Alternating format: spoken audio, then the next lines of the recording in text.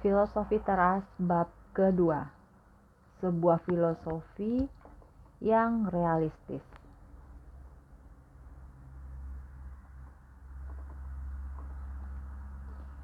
Dulu saya sering kagum dan iri pada teman-teman yang punya kepribadian ceria, ekstrovert, dan rasanya hidup tidak ada masalah. Rasanya setiap bertemu mereka, senyum, canda, dan tawa selalu mengelilingi keseharian mereka. Ini sungguh kontras dengan penampakan saya yang selalu digambarkan terlalu serius. Jika berjalan, saya sering menundukkan kepala. Karenanya dulu saya terkadang memikirkan bagaimana mengubah kepribadian saya. Bagi saya, seseorang yang bahagia harus seperti teman-teman saya tadi. Selalu tampak senyum dan tertawa. Bisa ditebak, usaha mengubah kepribadian ini gagal total. Cetakan saya sudah seperti ini.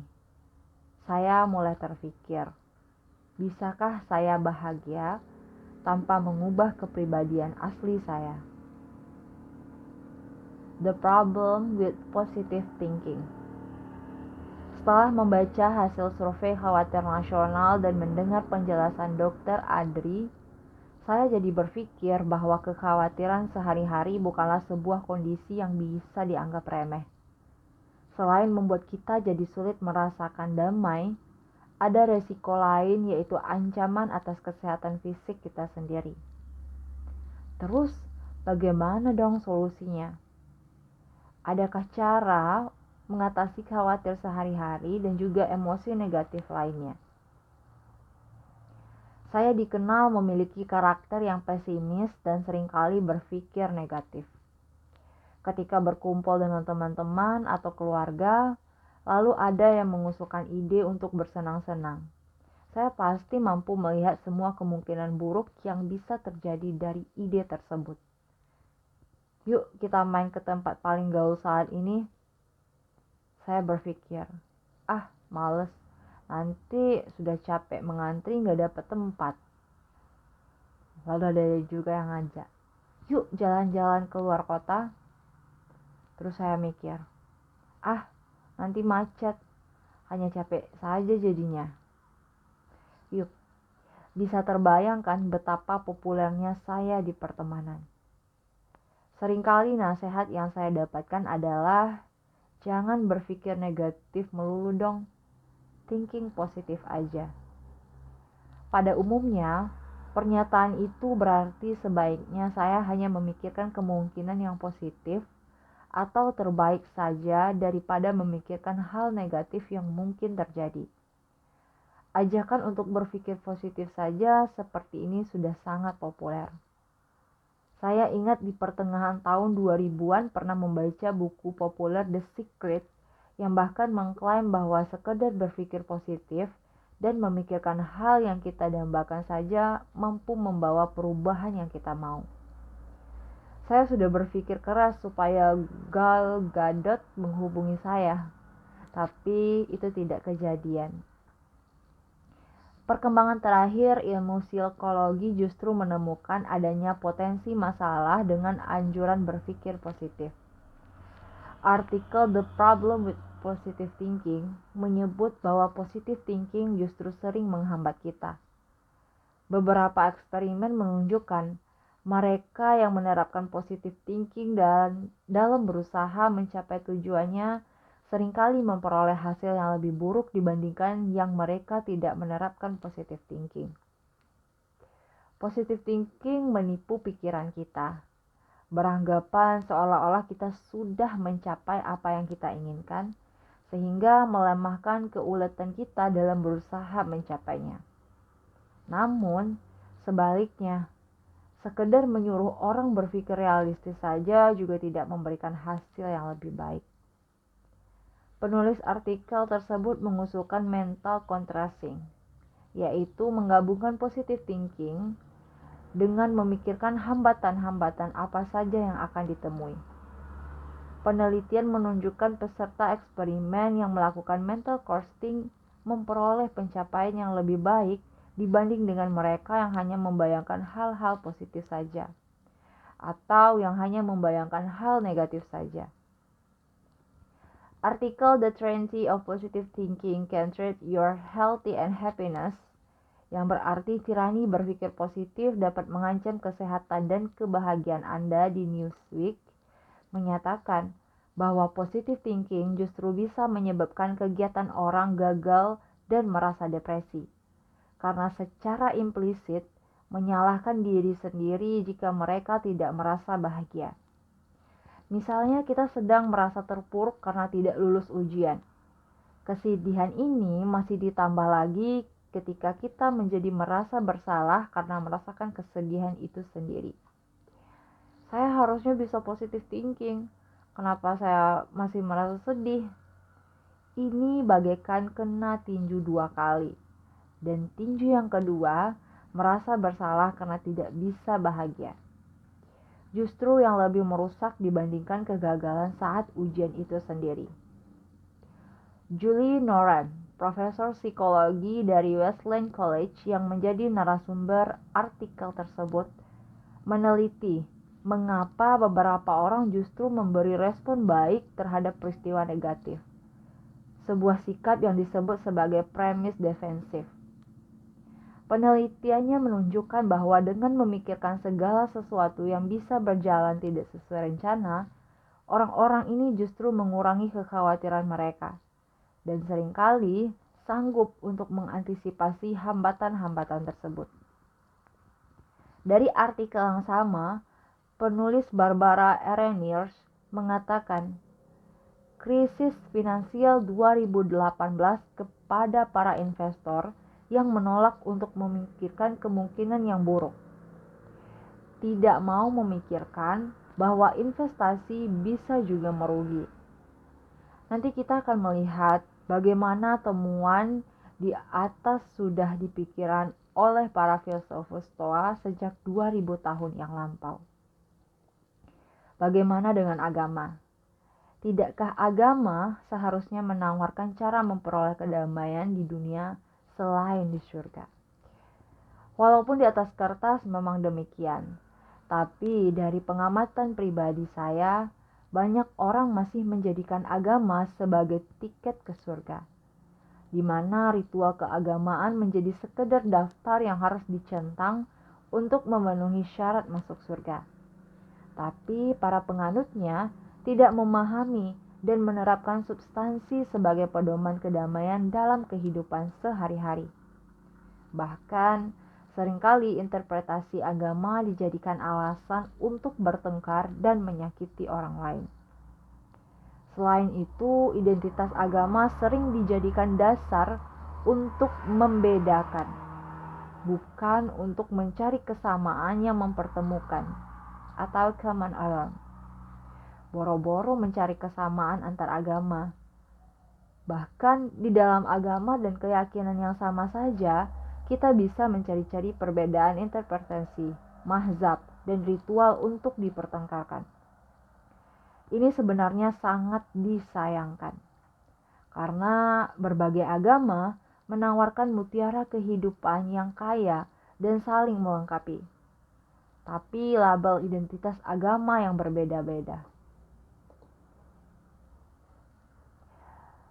Justru kita mendirikan tembok-tembok yang memisahkan.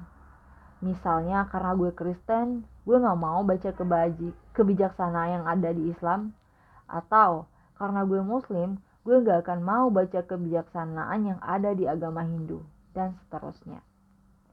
Adakah ide alternatif yang bisa membantu kita merasa lebih tenang dan damai tanpa terbentur label dan politik identitas? Filosofi teras. Kira-kira 300 tahun sebelum Masehi, seorang pedagang kaya dari Siprus, sebuah pulau di selatan Turki bernama Zeno, melakukan perjalanan dari Ponisia ke Peirus dengan kapal laut melintas laut Mediterania. Zeno membawa barang dagangan khas daerah Ponik, yaitu semacam pewarna tekstil berwarna ungu yang sangat mahal, yang sering dipakai untuk mewarnai jubah raja-raja. Pewarna ini dibuat dari ekstrak siput laut dan proses pembuatannya sangat melelahkan. Karena ribuan siput laut ini harus dibuka dengan tangan yang hanya untuk mendapatkan beberapa gram ekstrak pewarna. Karenanya tidak heran barang ini sangat berharga mahal. Malang tidak bisa ditolak. Kapal yang ditumpangi Zeno karam. Zeno tidak hanya kehilangan seluruh barang dagangannya yang teramat mahal, tapi ia juga harus terdampar di Athena. Ini tentunya sebuah cobaan yang besar. Tidak hanya kehilangan harta benda, tapi juga harus menjadi orang asing yang luntang-lantung di kota yang bukan rumahnya. Suatu hari di Athena, ia pergi mengunjungi sebuah toko buku dan menemukan sebuah buku filsafat yang menarik hatinya. Ia bertanya kepada si pemilik toko buku, di manakah ia bisa bertemu dengan filsuf-filsuf seperti penulis buku ini. Kebetulan saat itu melintaslah Krates, seorang filsufus aliran sinik, dan sang penjual buku menunjuk kepadanya. Zeno pun pergi mengikuti Krates untuk belajar filsafat darinya. Zeno kemudian belajar dari berbagai filsufus yang berbeda, dan kemudian ia pun memulai mengajar filsufusnya sendiri. Ia senang mengajar di sebuah teras berpilar. Ya, dan terletak di sisi utara di Agora, tempat publik yang digunakan untuk berdagang dan berkumpul. Mungkin semacam alun-alun Yunani kuno di kota Athena. Sejak itu, para pengikutnya disebut kaum Stoa. Dalam proses penulisan buku ini, saya menemukan banyak orang sulit menyebut Stoicisme. Karenanya, untuk memudahkan judul buku, saya menyebutnya filosofi teras. Dari Zeno, filsafat ini dikembangkan oleh para filsuf lain, mulai dari Yunani sampai ke Kekaisaran Romawi.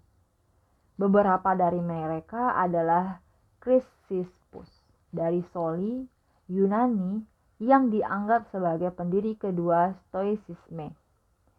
Cato the Younger dari Roma, seorang politisi dan negarawan yang terkenal karena berani menentang Julius Caesar. Lucius Seneca dari Roma, seorang filsufus, negarawan, penulis drama. Musonius Rufus dari Roma, mengajar filsafat di era Kaisar Nero. Epictetus dari Yunani, terlahir sebagai budak, kemudian mendapat kebebasan dan tinggal di Roma. Dan Kaisar Marcus Aurelius, yang dikenal sebagai salah satu dari 5 kaisar yang baik, atau The 5 Good Emperors.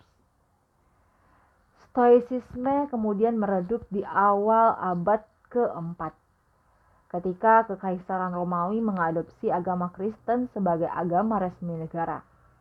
Sekarang, di abad 21, di belahan dunia barat, filsufis ini mulai populer kembali dengan buku-buku yang presentasi yang memperkenalkannya kembali ke publik, seperti karya-karya dari William Irvine, Tim Ferriss, Ryan Holiday, dan Maximus Pugliese. Bahkan, sekarang ada acara tahunan mingguan Stoa atau Stoic Week pada bulan Oktober sampai November, di mana para peminat Stoicisme dari seluruh dunia bisa bersama-sama melakukan refleksi dan mempraktikkan filosofi ini seminggu dalam paduan online. Saat mempelajari Stoicisme, saya menemukan filosofi ini jauh dari megawang-megawang, atau lebih dari sekedar konsep yang abstrak dan intelek. Stoicisme bersifat sangat praktikal dan bisa diterapkan sehari-hari. Saya pribadi menemukan alternatif laku untuk meminjam dan menerjemahkannya yang lebih baik dari ajaran positive thinking. Dahulu saya bisa berubah menjadi orang yang sangat pemarah jika terjebak dalam kemacetan. Saya bisa sangat merasa stres, mengalami peningkatan detak jantung dan sangat emosional di balik kemudi. Bahkan, saat saya hanya menjadi penumpang dan tidak perlu mengemudi pun, saya masih mengalami kemarahan itu. Jika berada di tengah kemacetan, saya merasa stuck, terjebak, frustasi, dan hal itu membuat saya murka. Perilaku saya sudah sampai mengganggu keluarga. Setelah menemukan dan belajar mempraktikkan stoicisme, saya berubah drastis. Kemacetan sudah tidak membuat saya emosional lagi.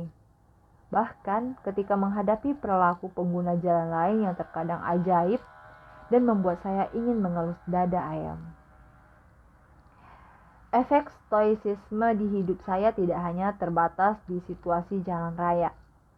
Stoicisme membantu saya dalam menjalani hidup sehari-hari dengan lebih tentram dan tidak mudah terganggu oleh hal-hal negatif, kesialan, tekanan pekerjaan, sampai ke perilaku orang yang menyebalkan di sekitar. Karena saya telah merasakan manfaat mempraktikkan stoicisme. Saya ingin berbagi kepada orang lain melalui buku ini. Siapa tahu filosofi teras ini bisa membantu orang-orang lain seperti saya. Minimal memulai ketertarikan untuk mempelajarinya dari dalam. Satu hal yang saya temui saat mempelajari stoicisme adalah betapa banyak prinsip-prinsip yang serupa dengan yang diajarkan berbagai agama, orang tua, nasihat kakek nenek, sampai budaya asli Indonesia. Saat membaca buku ini, saya rasa akan banyak dari kamu yang berpikir, "Loh, ini sama dengan ajaran agama saya." Atau, ini kayaknya kata-kata orang zaman dulu ya." Atau, "Ini seperti quote tokoh besar yang itu." Atau mungkin kamu kenal langsung dengan orang yang sudah mempraktikkan prinsip-prinsip filosofi ini, walaupun ia belum pernah membaca tentang stoicisme. Bagi saya, prinsip stoicisme tersebut menunjukkan kebijaksanaan universal yang terkandung di dalamnya. Selain itu, karena ini adalah sebuah aliran filsafat dan bukan agama atau kepercayaan, seharusnya tidak terjebak dan tidak terjadi tembok dan benturan yang umum timbul untuk ide-ide yang memiliki label agama. Saya merasa kelebihan stoicisme adalah sifat yang kompatibel dan komplement sebagai berbagai kepercayaan, dari yang sangat religius sampai agnostik, sekalipun bisa mendapat manfaat dari mempelajari stoicisme. Stoicisme juga bersifat dogmatis, karena ia bukan agama yang memiliki aturan mutlak dan tidak boleh dilarang, atau ada ancaman masuk penjara jika tidak dilakukan. Di luar ajaran-ajaran mendasar, para filsufus Stoa memiliki pengajaran yang tidak seluruhnya seragam satu sama lain. Sebagai filosofi, ia terbuka untuk diperdebatkan atau diadaptasi menurut kebutuhan masing-masing. Buku ini lebih memutuskan pada prinsip-prinsip dasar filosofi teras yang bisa membantu kita menjalani hidup dan ketidakpastiannya. Pada akhirnya, praktis stoicisme lebih mementingkan praktik nyata dan manfaatnya di dalam hidup mereka ketimbang meributkan dogma dan teks.